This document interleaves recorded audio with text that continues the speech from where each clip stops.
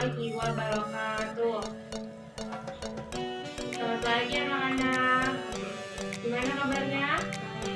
Kamu udah sarapan? Udah. Jangan lupa ya, kita tetap mengikuti protokol kesehatan ya. Kalau kemana-mana kita harus membawa masker dan menggunakan hand sanitizer. Nah, sebelum kita memulai pembelajaran pada hari ini, alangkah baiknya kita berdoa menurut kepercayaan masing-masing. Berdoa dimulai. Alangkah baiknya kita absen terlebih dahulu ya. Wulan, Yanti, Nabila hadir, Amel hadir, Niken hadir. Oke, semuanya pada hadir ya pada hari ini. Semangat ya pada hari ini. Semangat. Nah, pada masih ingat nggak pertemuan kemarin kita membahas tentang apa? Hari ini kita akan belajar tentang sistem gerak pada hewan. Kalau minggu kemarin kita belajar tentang tata surya, betul. Nah, sebelumnya di sini Ibu akan menyampaikan pengertian gerak terlebih dahulu. Di sini salah satu sifat makhluk hidup adalah bergerak. Gerak merupakan tindakan hewan untuk berpindah tempat dengan berbagai cara. Berjalan, terus berlari, terus berenang, terbang, merayap, dan lain sebagainya. Nah, di sini ada gambar. Yang pertama ada gambar elang, caranya gimana geraknya? Terbang. Kalau burung sama, terbangnya menggunakan apa? Sayap. Selanjutnya ada harimau berjalan. Ikan pinsang. Tuh, ini di mana? Ini? Betul sekali.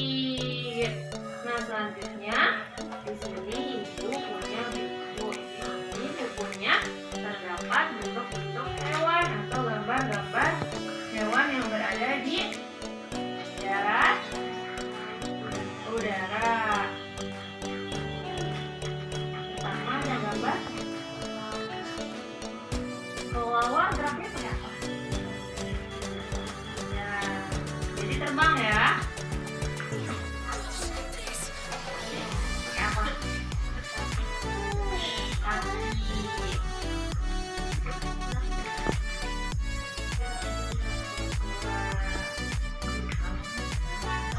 Kaki gimana geraknya? Jalan. Sama ya. Sama juga.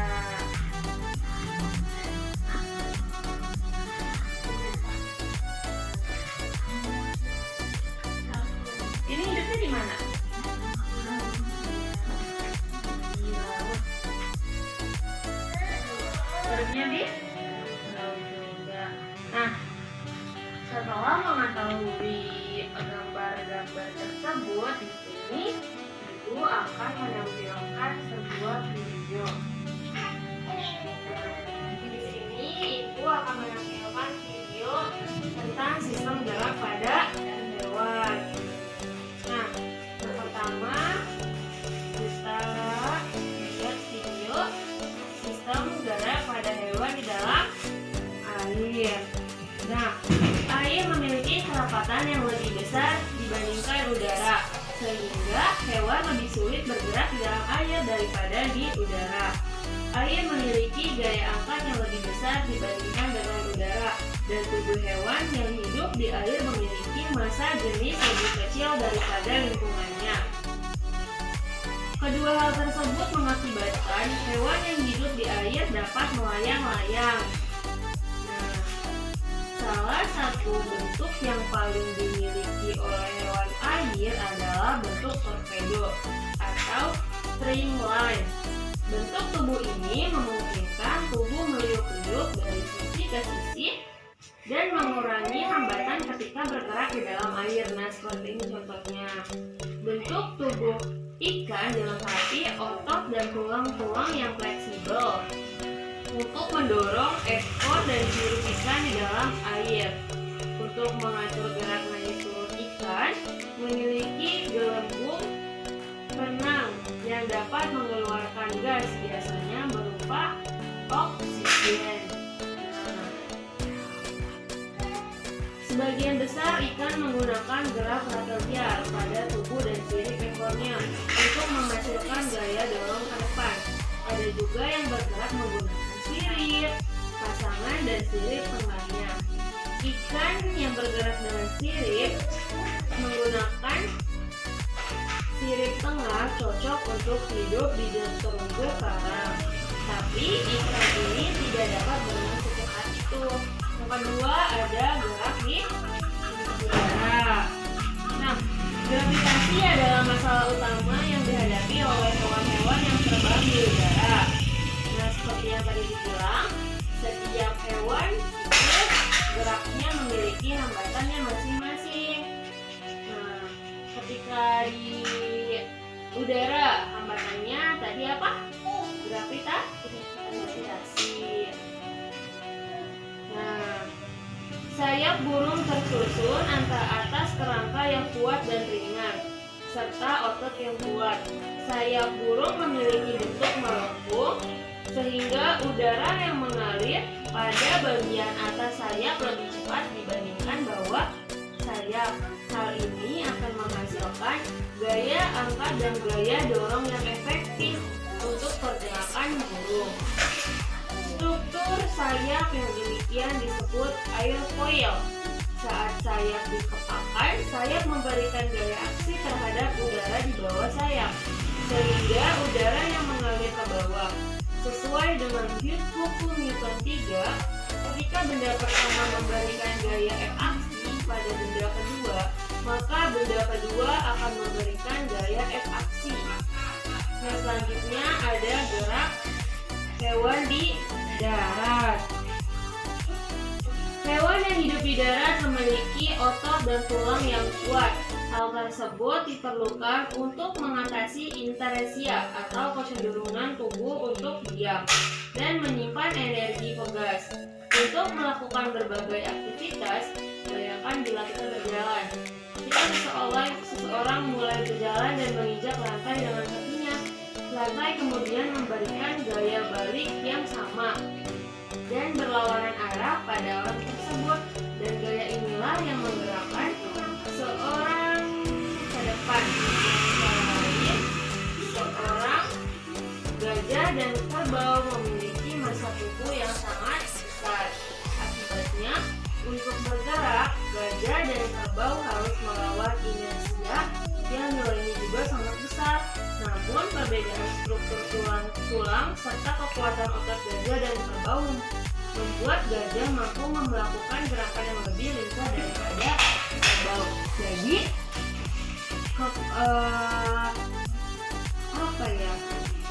bobot dalam seseorang juga menentukan kecepatan untuk bergerak.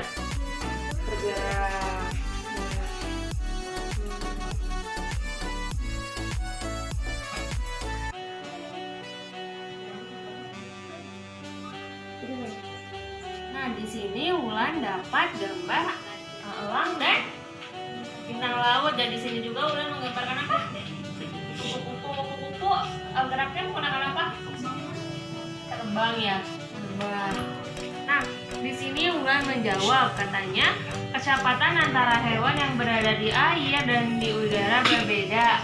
Karena ketika elang terbang di udara tidak ada hambatannya hanya gaya gravitasi tadi ya, dan dapat menyesuaikan dengan sayapnya, tapi tetap bisa bergerak terbang ya. Kalau di air memiliki kerapatan yang lebih besar sehingga hewan lebih sulit bergerak dibandingkan yang di udara. Betul sekali. Nah, kenapa ibu membuat buku postes ini setiap pertemuan? Karena diharapkan ketika kita pulang ke rumah, kita dapat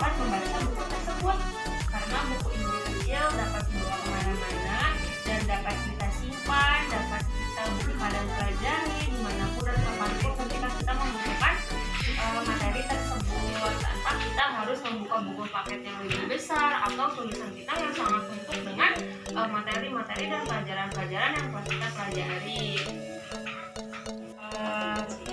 Sekarang kita review materi ya. Setelah kita mengerjakan proses dan kita mempelajari pelajaran ini, kita dapat mengetahui sistem gerak pada hewan. Di antaranya kita dapat mengetahui pengertian gerak pada hewan, terus gambar hewan tersebut, cara geraknya, antara yang di mana? Di darat, dan di udara. Dan kita telah menyaksikan video yang hewan yang berada di darat, udara, dan di laut. Nah, di sini Ibu akan menyampaikan kesimpulan pada pembelajaran kita hari ini. Nah, pengertian gerak pada hewan. Gerak pada hewan merupakan tindakan hewan untuk berpindah tempat dengan menggunakan cara hewan bergerak berjalan, berlari, berenang, dan lain sebagainya. Karena salah satu sifat makhluk hidup adalah bergerak. Nah, selanjutnya di sini kecepatan semakin banyak, kita akan menentukan kecepatan. Kecepatan akan semakin besar, maka massa hewan, maka gerakannya semakin kecil pula. Semakin kecil bentuk tubuh, maka gerakannya makin besar. Hewan yang hidup di udara lebih cepat bergerak dibandingkan yang hidup di air. Hewan yang bergerak di air akan lebih cepat bergerak daripada hewan yang berada di darat. Nah, sama jawabannya tadi seperti kurang lebih jawaban pada proses yang bulan isi. Nah, alhamdulillah pembelajaran kita pada hari ini telah selesai. Seperti yang tadi Ibu bilang, ketika kita telah mempelajari pelajaran pada hari ini, diharapkan Bulan dapat mengimplementasikannya dalam kehidupan sehari-hari dalam mengingat materi yang telah kita pelajari hari ini. Nah, tadi contohnya seperti kita berjalan keluar, misalnya kita melihat burung